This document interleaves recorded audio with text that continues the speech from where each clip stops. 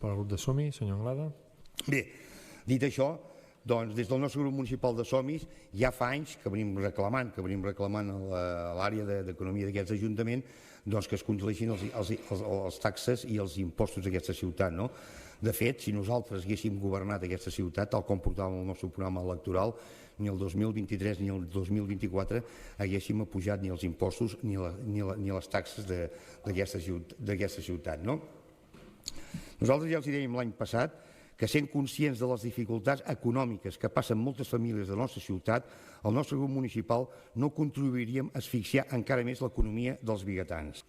Però també els haig de dir que la decisió d'aquest any de no apujar els impostos ni les taxes no servirà per tornar els esforços en matèria impositiva que vostès, els de Convergència i Unió primer, els del PDeCAT després i ara Junts, i amb la complicitat del seu soci de govern ara Vic i la majoria dels grups de l'oposició d'aquest consistori han exigit als biguetans des de fa molts anys. Per posar-vos un exemple més recent, cal recordar amb qui van aprovar vostès les ordenances l'any passat, que va significar una puja bestial d'impostos i taxes, un 3% d'IBI i un 15% de la recollida de residus. Doncs bé, els de Junts ho van aprovar amb el soci de govern d'ara Vic i amb el suport i la complicitat d'Esquerra Republicana, el Partit Socialista i els Comuns. I què és el que deien aquests partits quan van donar suport l'any passat a aquesta pujada?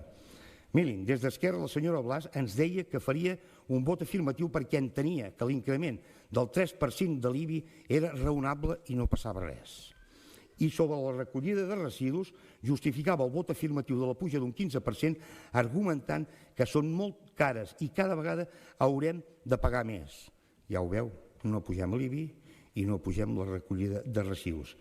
Amb aquestes afirmacions esperem, senyora Blas, que el seu partit no governi mai aquesta ciutat, pel bé dels biguetans. Però què deia el senyor Pou? Que eren unes ordenances continuistes. Avui ens ho ha dit també, que eren unes ordenances continuistes.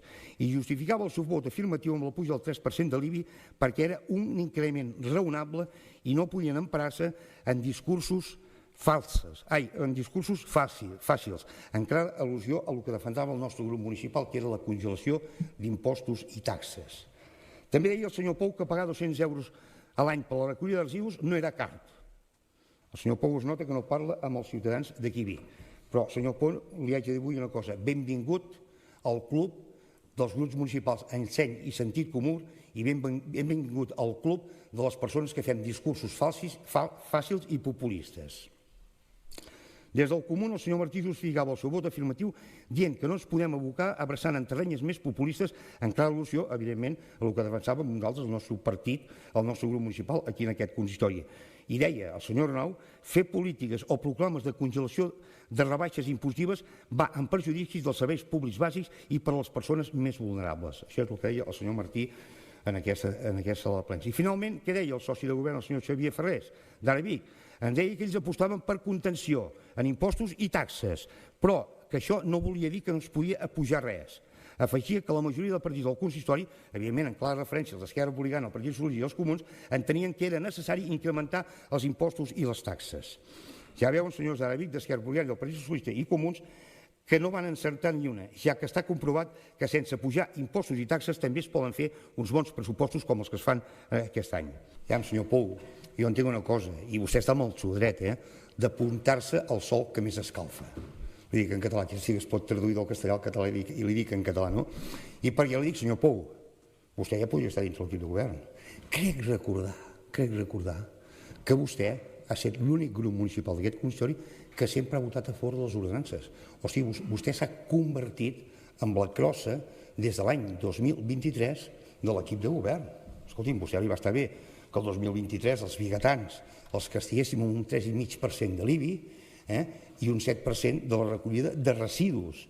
I l'any passat vostè també va ser la crossa de l'equip de govern, juntament amb altres partits, que castiguessin els biguetans amb un 3% de l'IBI i un 15% de la recollida de residus. Per tant, escolti'm, de taxes ni per youtubers ni per lloc, jo solament m'he centrat en dir el que els grups d'aquest consistori van dir l'any passat en aquesta sala plena. Jo no he atacat a ningú, senyora Homs, també. No va per vostè. Jo he dit exactament, si vostè es pot repassar el que van dir l'any passat els d'Esquerra Republicana, la senyora Blas, el senyor Pou i el senyor Arnau Martí, i crec que exactament, traduït en paraules textuals, el que van dir ells és el que he reproduït jo aquí. Crec que estic en la meva obligació, perquè, no per res, per recordar-los als ciutadans de Vic que han vist incrementat els impostos i les taxes tant el 2013 i el 2024, sàpiguen que han estat incrementades gràcies, evidentment, de l'equip de govern i gràcies als partits d'uns partits d'aquest consistori. Per tant, i llavors també, senyor Homs, li dic una cosa, jo no he dit que s'hagin de baixar els impostos. Jo l'única cosa que entenc que de la mateixa manera, quan a vegades en un ajuntament hi ha necessitats, que jo ho entenc i ho comprenc, de pujar els impostos i les taxes perquè toquen, escolti'm, si anem mantenint aquest superàvit i dèficit zero en aquest ajuntament, per què no ens podem plantejar algun dia de poder baixar algun impost o alguna taxa? Per què no? Jo crec que això és de sentit comú, això no és enganyar a ningú, ni és fer discursos ni populistes ni simplistes, és la realitat. I llavors amb el senyor Ferrer, acabo amb el senyor Ferrer, perquè els altres grups no han fet rèplica a aquest segon torn de paraules, res, dir-li que la contenció i aquest 0% de pujada d'impostos i taxes, bé, ho celebrem, i també de la mateixa manera que li hem dit al regidor Pou, també li diem a vostè, senyor Ferrés, benvingut al club del seny i el sentit comú i benvingut al club d'aquests que fem els discursos simplistes, fàcils i populistes. Gràcies.